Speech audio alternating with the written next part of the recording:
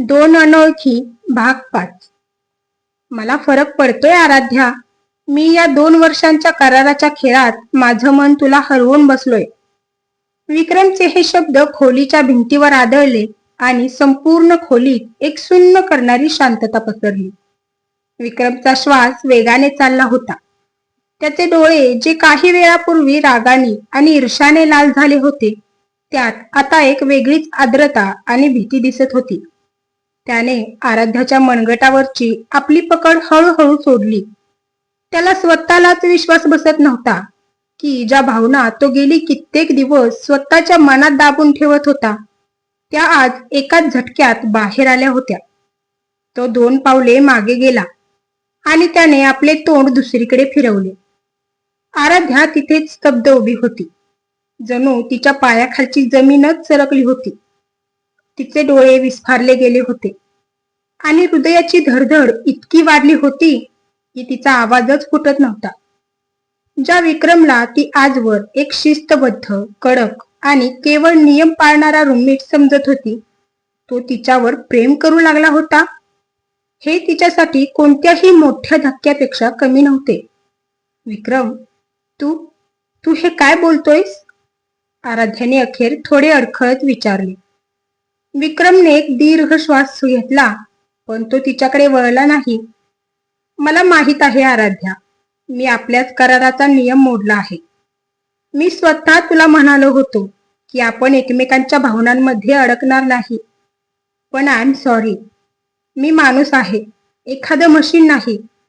गेल्या 1 महिन्यात तुझा हा वावर, तुझं माझ्या आईला पोटच्या मुलीसारखं सांभाळणं, तुझं ते निखळ हसू, या सगळ्या गोष्टींनी माझ्या मनात कधी जागा केली हे मलाही कळलं नाही. आज जेव्हा रोहन तुझ्या जवळ येत होता, तेव्हा मला जाणवलं की मी तुला गमवू शकत नाही. विक्रमचे हे प्रामाणिक बोलणे ऐकून आराध्याच्या डोळ्यात पाणी आले. पण तिच्या मनात एकाच वेळी 2 विचार चक्रावून गेले.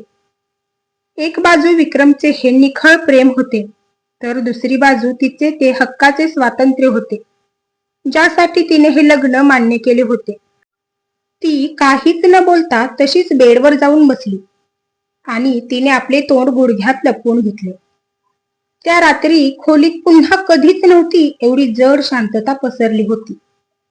दुसऱ्या दिवशी सकाळी जेव्हा सूर्यकिरणे खोलीत आली, तेव्हा नेहमीसारखा उत्साह नव्हता. विक्रम सोफ्यावरून लवकर उठला आणि आराध्या उठण्यापूर्वीच फ्रेश होऊन हॉलमध्ये निघून गेला होता. त्याला आराध्यासमोर जाण्याची धाकधूक वाटत होती. आराध्या जेव्हा उठली तेव्हा तिने सोफ्याकडे पाहिले. सोफा रिकामा होता, पण तिथली चादर व्यवस्थित घडी करून ठेवली होती. तिच्या मनात काल रात्रीचा विक्रमचा तो चेहरा पुन्हा पुन्हा येत होता. तिने आरशात स्वतःला पाहिले आणि विचार केला, मी काय करू? विक्रम वाईट माणूस नाहीये, पण मी जर त्याच्या प्रेमात पडले तर माझ्या स्वप्नांचं काय? माझ्या त्या सिंगल लाईफचं काय? नाश्त्याच्या टेबलवर दोघेही समोरासमोर बसले होते, पण दोघांच्याही नजरा खाली होत्या. सासूबाईंनी दोघांमधील हा संकोच ओळखला. काय रे विक्रम, आराध्यसोबत काही भांडण झालं काय? आज दोघंही एकमेकांकडे पाहत नाही आहात, आईने विचारले. विक्रमने घाईघाईने चहाचा कप खाली ठेवला. नाही आई, असं काही नाहीये.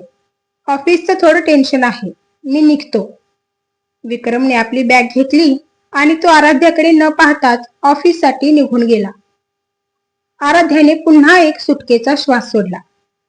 घरच्यांसमोर नाटक करणे आता आणखी कठीण होत चालले होते, कारण आता मनातल्या भावना खऱ्या होऊ लागल्या होत्या.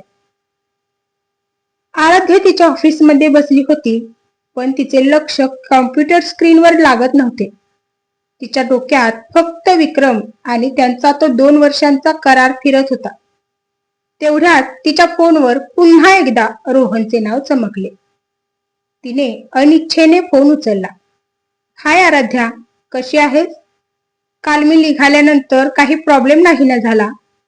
मला विक्रम थोडा शांत आणि रागात वाटला. रोहनने काळजीच्या स्वरात विचारले. नाही रोहन, काही प्रॉब्लेम नाही. ते ऑफिसच्या कामामुळे थोडे थकले होते. आराध्याने ऑफिसची बाजू सावरत म्हटले. ओह, ठीक आहे. बरं, मी जे शनिवारच्या डिनर बद्दल बोललो होतो ते नक्की ठरलंय ना? मला खूप आनंद होईल जर विक्रमही तुझ्यासोबत येईल. आपण खूप गप्पा मारू, रोहन उत्साहाने म्हणाला. आराध्या क्षणभर विचार करू लागली. जर तिने विक्रमला या डिनर बद्दल विचारले तर काल रात्रीच्या प्रसंगानंतर तो नक्कीच नकार देईल किंवा पुन्हा रागवेल. पण रोहनला नकार देणे ही तिला योग्य वाटत नव्हते. हो रोहन, मी विक्रमशी बोलते आणि तुला कळवते, असे म्हणून तिने फोन ठेवला. तिला समजले होते की रोहन नकळत का होईना पण तिच्या आणि विक्रमच्या नात्यात एक मोठी परीक्षा बनून आला होता. संध्याकाळी आराध्या जेव्हा घरी पोहोचली तेव्हा घरातली परिस्थिती पाहून तिची शुद्ध उडाली. हॉलमध्ये विक्रमचे वडील अत्यंत चिंतेत फोनवर बोलत होते आणि डॉक्टरांची गाडी दारात उभी होती. बाबा, काय झाले? आई बरी आहे ना? आराध्याने धावत जाऊन विचारले. आराध्या बाळा, आईला अचानक दम लागला आणि ती बेशुद्ध पडली. डॉक्टर आज तपासत आहे. वडिलांचा आवाज थरथरत होता. आराध्याने बॅग बाजूला टाकली आणि ती थेट सासूबाईंच्या खोलीत गेली. आई बेडवर पडल्या होत्या. त्यांना ऑक्सिजन लावला होता. आराध्या त्यांच्या शेजारी बसली आणि तिने त्यांचा हात हातात घेतला. आईंनी हळूच डोळे उघडले आणि आराध्याला पाहून त्यांच्या चेहऱ्यावर एक हलके हसू आले. आराध्या, तू आलीस? मला माहित होतं माझी मुलगी येईल, आई अत्यंत क्षीण आवाजात म्हणाल्या. आराध्याला पुन्हा एकदम मनातून प्रचंड रडू आले. या माऊलीने मला इतकं प्रेम दिलंय आणि आम्ही त्यांच्याशी इतकं मोठं खोटं बोलतोय.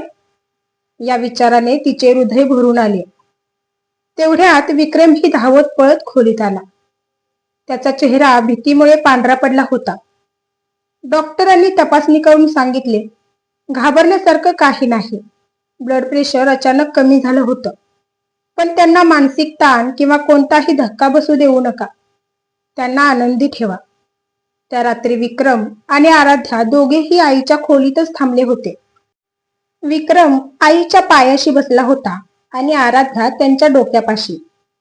त्या संपूर्ण रात्री दोघांनी एकमेकांशी एक शब्दही बोलला नाही. पण त्यांच्या नजरा एकमेकांना सांगत होत्या की आता या कुटुंबासाठी त्यांना एकत्र राहणे किती गरजेचे होते. 2 दिवसानंतर आईची तब्येत थोडी सुधारली. त्या रात्री विक्रम आणि आराध्या पुन्हा आपल्या खोलीत गेले.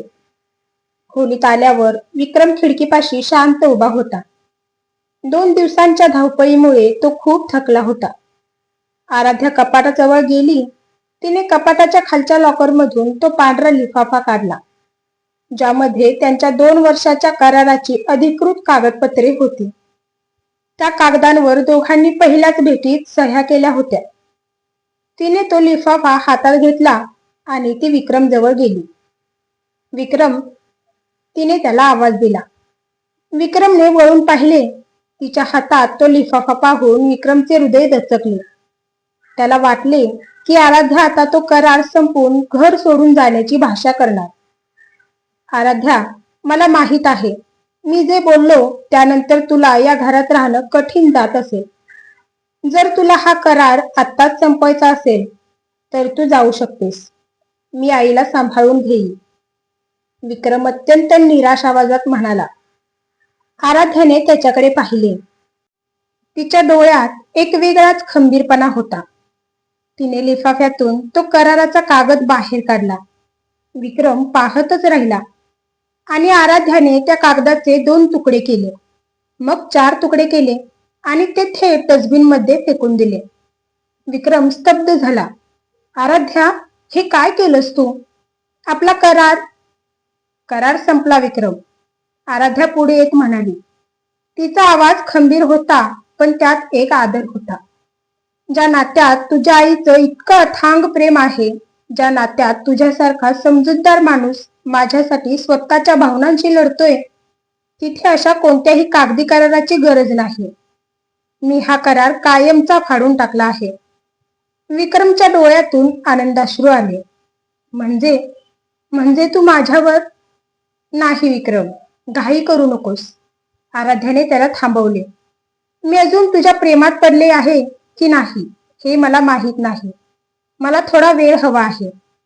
पण एक गोष्ट नक्की, आजपासून आपण या खोलीत रूममेट्स म्हणून नाही, तर खऱ्या अर्थाने एकमेकांचे जोडीदार म्हणून राहू. मी तुझ्या भावनांचा आदर करते आणि आपल्या या नात्याला एक खरी संधी देण्याची माझी इच्छा आहे. विक्रमने आराध्याचा हात हातात घेतला. आज पहिल्यांदाच त्यांच्या नात्यातील ती व्यावसायिक भिंत पूर्णपणे तुटली होती.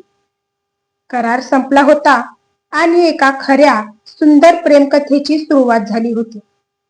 पण त्यांना माहित नव्हते की रोहन अजूनही पुण्यातच होता आणि त्यांच्या या नव्या सुरुवातीला रोहनची एंट्री काय वळण देणार होती हे पाहणे रंजक ठरणार होते.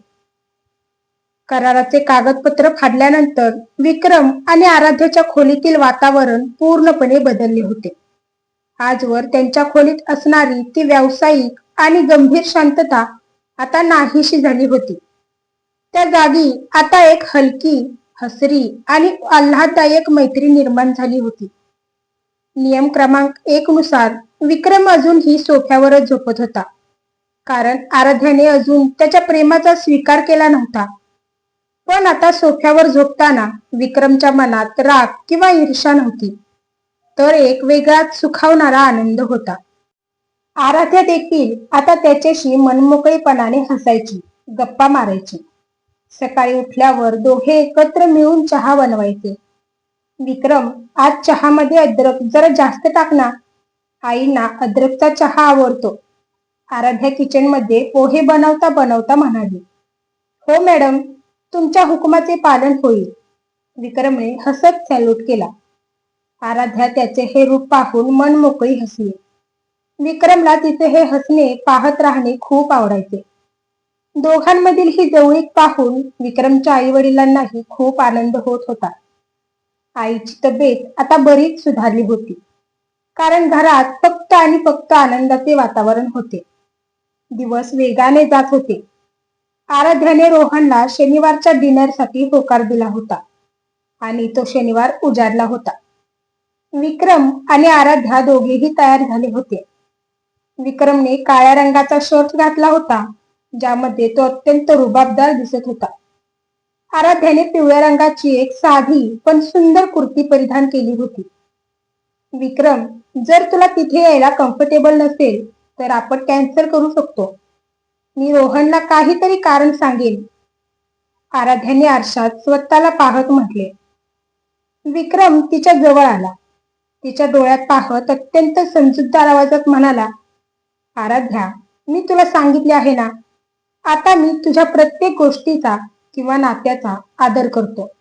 रोहन तुझा चांगला मित्र आहे. मी तिथे नक्की येईन आणि एक चांगला जोडीदार म्हणून तुझ्या सोबत राहील. तू काळजी करू नकोस. विक्रमचे हे शब्द ऐकून आराध्याच्या मनात त्याच्याबद्दलचा आदर आणखी वाढला. तिच्या मनात कुठेतरी विक्रमसाठी प्रेमाची भावना निर्माण होऊ लागली होती, पण ती अजूनही ती मान्य करायला घाबरत होती. ते पुण्याच्या एका मोठ्या 5 स्टार हॉटेलमध्ये पोहोचले. रोहन तिथे आधीच त्यांची वाट पाहत एका टेबलवर बसला होता. हाय आराध्या.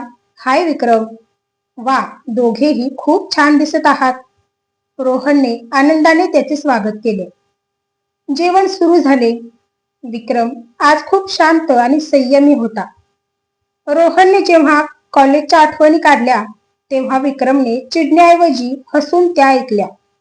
रोहनला विक्रमचे हे बदललेले वागणे थोडे खटकले. गेल्या आठवड्यात घरात आलेला विक्रम खूप जळफळाटात होता आणि आजचा विक्रम खूप शांत होता.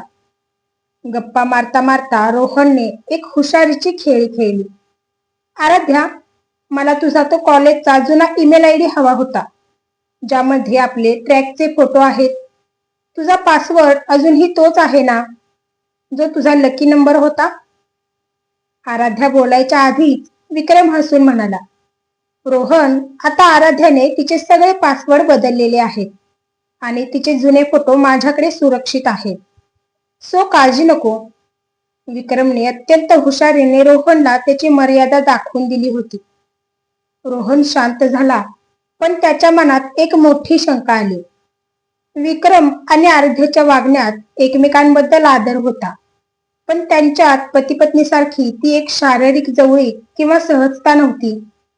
रोहन हा खूप हुशार मुलगा होता. त्याला समजले की या दोघांमध्ये काहीतरी गुपित नक्कीच आहे. डिनर संपून विक्रम आणि आराध्या घरी परत आले. दोघेही खूप थकले होते. खोलीत आल्यावर आराध्याने कपडे बदलले आणि ती बेडवर आडवी झाली. विक्रम नेहमीप्रमाणे सोफ्यावर आपली उशी आणि चादर घेऊन झोपण्याची तयारी करू लागला. पण ते दोघे एक खूप मोठी चूक विसरले होते. खोलीची खिडकी पूर्ण उघडी होती आणि खिडकीचे पडदे बाजूला सारलेले होते. त्याच वेळी रोहन विक्रमच्या सोसायटीच्या बाहेर आपली गाडी लावून थांबला होता. त्याच्या मनातील संशय त्याला स्वस्थ बसू देत नव्हता. त्याने गाडीतून उतरून वर विक्रमच्या 3ऱ्या मजल्यावरील खोलीच्या खिडकीकडे पाहिले. खिडकीतून येणाऱ्या प्रकाशात त्याला जे दिसले ते पाहून त्याचे डोळे विस्फारले गेले. खिडकीतून स्पष्ट दिसत होते की आराध्या बेडवर झोपली आहे आणि विक्रम सोफ्यावर बेडशीट अंथरून झोपायला चालला आहे. एका नवविवाहित जोडप्याची ही अशी अवस्था पाहून रोहनच्या मनात लख्ख प्रकाश पडला. पती पत्नी आणि दोघे वेगळे झोपतात, याचा अर्थ यांच्यात काहीतरी खूप मोठं खोटं सुरू आहे. हे लग्न फक्त जगाला दाखवण्यासाठी झाले, रोहन मनातल्या मनात म्हणाला. त्याच्या चेहऱ्यावर एक कुत्सित हसू आले. त्याला वाटले की जर हे लग्न खोटे असेल तर त्याला आराध्याला मिळवण्याची आणखी एक संधी मिळू शकते. रोहनने लगेच खिशातून फोन काढला आणि खिडकीतून सोफ्यावर झोपणाऱ्या विक्रमचा आणि बेडवर असलेल्या आराध्याचा एक स्पष्ट फोटो काढून घेतला. त्या दोन अनोळखी जीवांनी जो करार फाडून नात्याला एक नवी संधी दिली होती, त्या नात्याला आता जगातील 3ऱ्या व्यक्तीच्या संशयाचे ग्रहण लागले होते. रोहनच्या हातात आता एक असा पुरावा होता जो विक्रमच्या आई वडिलांसमोर गेला तर संपूर्ण घरात हाहाकार माजवू शकत होता. पुढील भाग हा अत्यंत रोमांचक असणार आहे आणि तो पाहण्यासाठी आत्ताच माझ्या चॅनेलला सबस्क्राईब करा आणि व्हिडिओ आवडला असल्यास एक लाईक नक्की करा. भेटूया पुढील भागात. धन्यवाद.